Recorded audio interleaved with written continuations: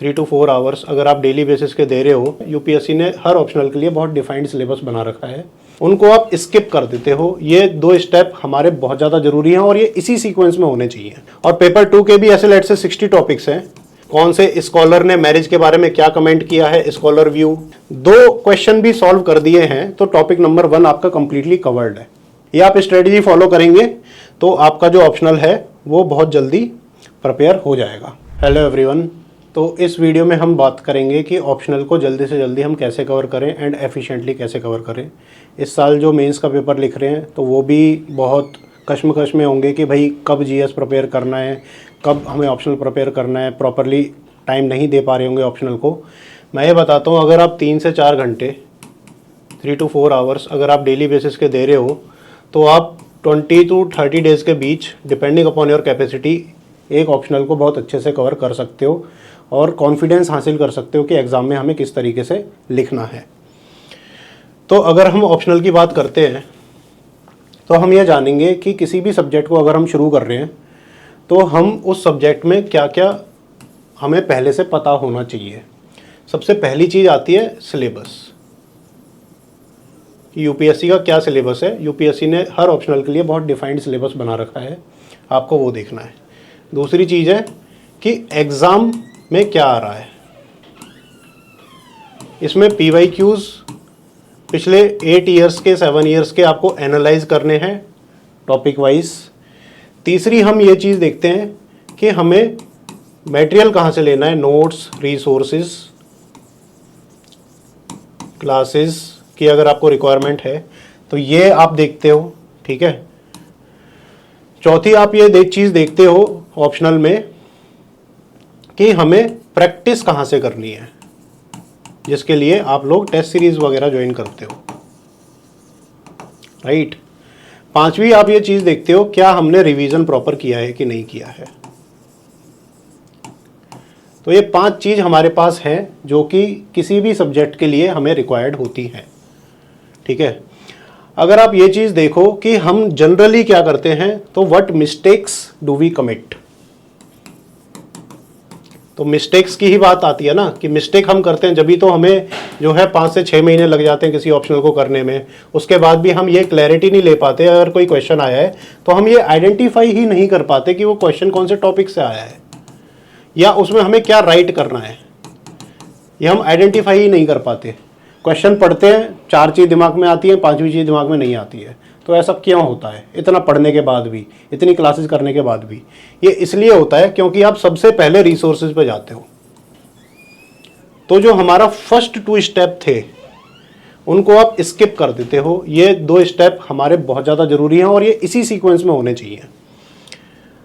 तो सबसे पहले आप कोचिंग में जाते हो, कोचिंग में देखते हो क्या है, फिर आप जो है टेस्ट सीरीज़ ज्वाइन कर लेते हो। फिर आप ये सोचते हो कि टेस्ट सीरीज़ के साथ हम सिलेबस कंप्लीट कर लेंगे, ठीक है। फिर कोचिंग के नोट्स पढ़ते हो, किसी ने नोट्स दे दिए, टॉपर्स के नोट्स पढ़ लेते हो, ठीक है। तो ये सब आप करते हो तो दिमाग में कॉम्प्लेक्सिटी पैदा हो जाती है, आप हैफिजर्ड मैनर में अपनी तैयारी करते हो और कोई भी चीज़ सिस्टमेटिक नहीं होती, ठीक है।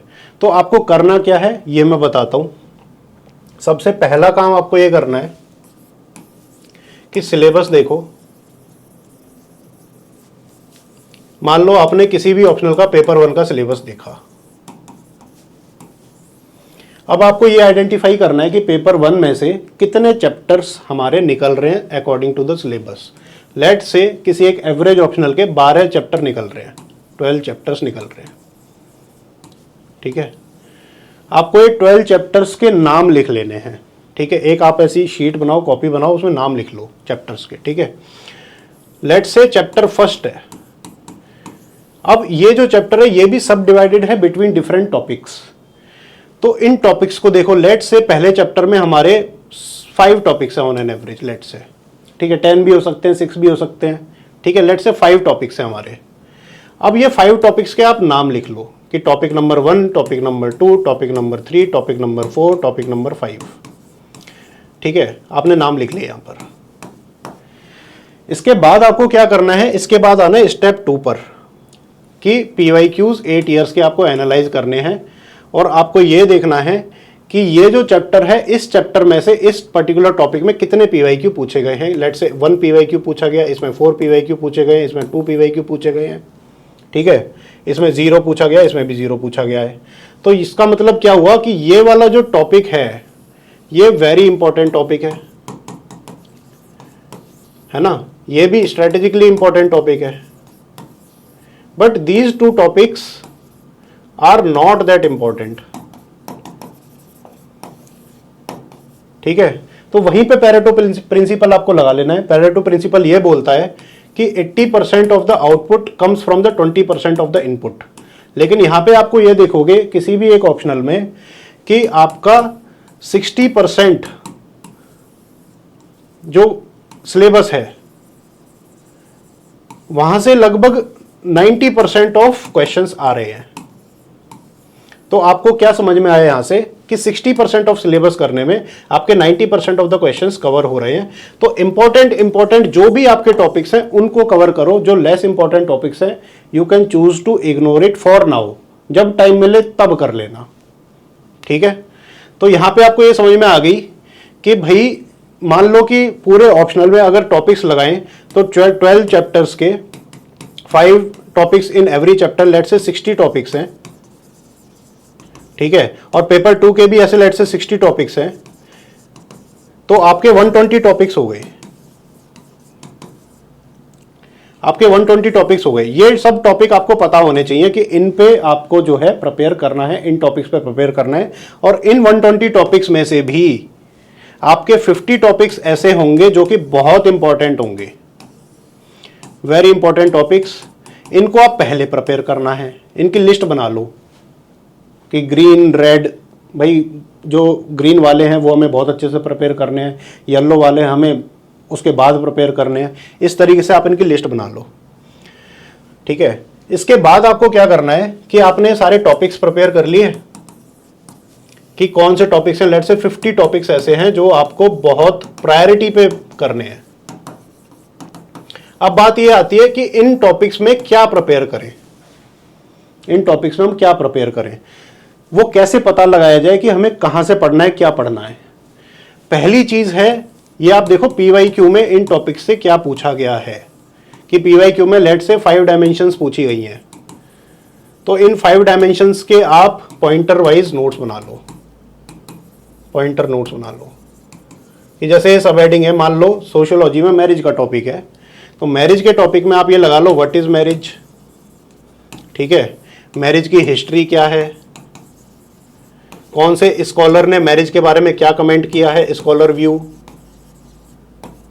आप ये किसी भी ऑप्शनल के बारे में लगा सकते हो, स्कॉलर व्यू क्या है, इसके मैरिज के क्रिटिसिज्म्स क्या है, आज की डेट में प्रेजेंट डे में मैरिज का क्या कंटेक्स्ट है, आज की डेट में मैरिज का कंटेक्स्ट रेलेवेंट है कि नहीं है।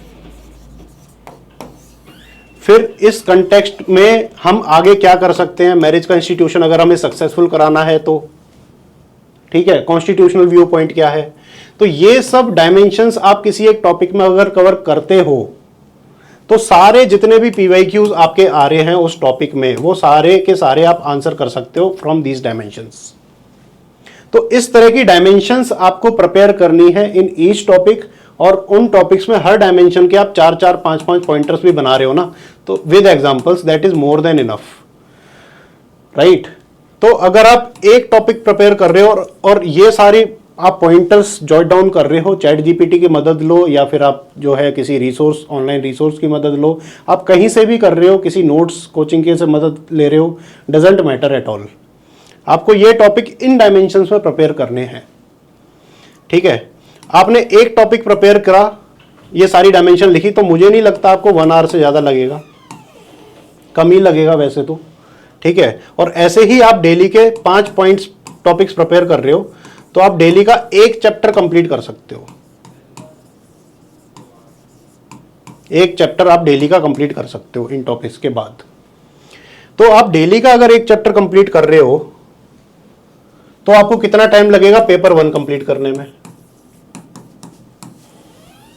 ठीक है। 4 घंटे भी आप दे रहे हो तो 12 दिन लग रहे हैं, 13 दिन लग रहे हैं एट मैक्स। आपने कुछ तो पहले से प्रिपेयर कर रखा होगा, ठीक है, आपके नोट्स शायद प्रिपेयर होंगे, उनको शॉर्ट बना लो। ठीक है, फिर पेपर 2 भी आप इसी तरीके से करो कि भाई मेरे पास 12 चैप्टर है, 12 चैप्टर में मिला के टोटल मेरे पास 60 टॉपिक्स हैं। 60 टॉपिक्स में मेरे पास जो है 30 इंपॉर्टेंट टॉपिक्स हैं, तो 30 इंपॉर्टेंट को आप पहले कर लो। तो मैं ये जानने की कोशिश कर रहा हूं कि अगर आप इंपॉर्टेंट टॉपिक कर रहे हो तो 10 दिन में हो जाएंगे। अगर आप ऑप्शनल थॉरोली प्रिपेयर कर रहे हो तो मुझे नहीं लगता आपके 25 दिन से ज़्यादा लगने वाले हैं, अगर आप 3 से 4 घंटे डेली दे रहे हो तो। सिर्फ इतना प्रिपेयर करना है। You have to cut the slack. आपको सारी क्लासेस का स्लैक खत्म करना है, आपको अपने मोटे मोटे नोट्स का स्लैक खत्म करना है, आपके खुद के नोट्स जो आपने पिछले सालों में बनाए हुए हैं बहुत एलैबोरेटिवली, उसका स्लैक खत्म करना है। इस स्ट्रेटजी के फायदे क्या हैं ये जान लेते हैं। इस स्ट्रेटजी का फायदा नंबर 1 कि आपके पास कंटेंट जो है बहुत लिमिटेड है, कि आप हर टॉपिक में सिर्फ इतना प्रिपेयर कर रहे हो, 300 से 400 वर्ड्स ही आप प्रिपेयर कर रहे हो जितना आपको लिखना है एग्जाम में, और साथ में हर टॉपिक के आप एग्जाम्पल प्रिपेयर कर पा रहे हो, क्योंकि टॉपिक के पॉइंटर्स लिखोगे तो एग्जाम्पल भी साथ में प्रिपेयर हो रहे हैं, राइट। दूसरा इसका प्लस पॉइंट क्या है कि वेरी इंपॉर्टेंट टॉपिक्स आप प्रिपेयर कर रहे हो, फिर इंपॉर्टेंट टॉपिक्स प्रिपेयर कर रहे हो, एवरेज टॉपिक्स प्रिपेयर कर रहे हो। इससे आपको क्या क्लैरिटी मिल रही है कि आपका जो प्रेडिक्शन है ऑफ द एग्जाम वो इंप्रूव हो रहा है। मतलब एग्जाम में जो चीज एक्चुअल में पूछी जा रही है वो आपको बहुत अच्छे से प्रिपेयर हो रही है। ठीक है। तीसरा इसमें क्या है, टाइम बहुत कम लग रहा है। और चौथी चीज क्या है, quality of preparation is very good.